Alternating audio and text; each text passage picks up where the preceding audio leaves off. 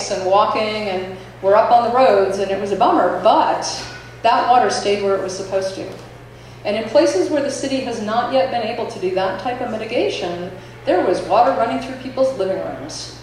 Up in North Boulder, 4 Mile Canyon Creek and 2 Mile Canyon Creek, there are plans to mitigate those creeks. The city knows that there are problems up there, but they haven't been able to get the public will, because people said, there's never any water in there. We don't need, our streets are safe. We don't need a bike path here. We're good. Well, they weren't good. We talked to a woman who woke up in the middle of the night because the dog was drowning in the bedroom, because the creek was running through their house.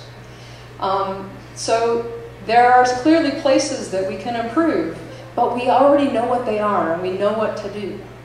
And now, because the flood was an opportunity in many ways, though a pretty crummy one, and we wish that we didn't have to resort to that, now we have the will and the traction in those communities to go in and start mitigating those creeks.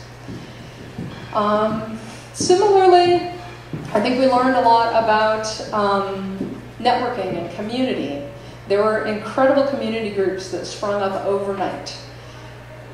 People that had time, college students who didn't have classes that wanted to do something.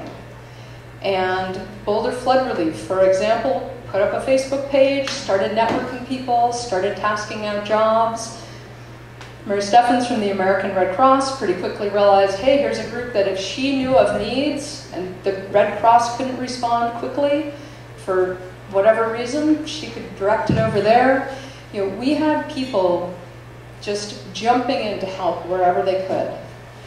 And it's also a wake-up call for many of us, I think, in this room. I know it took me days to get out, to sort of unplug from whatever mental space I was in and check on all of my retiree neighborhoods on my cul-de-sac.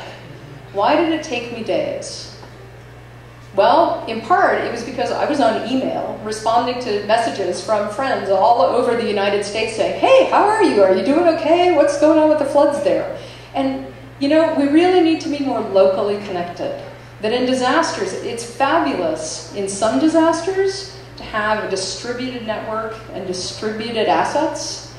But there are other disasters, and I think the flood was one of them for many, many places, in particular in Lyons, that got divided into multiple little islands, where the people that are right next to you are the people you need to rely on.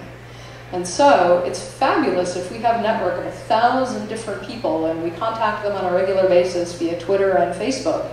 But we got to know the people that live next door too. And so I think I'll stop there. We've got a flood report, and anyone who wants to read it and then fire off questions, we'd love to talk with them.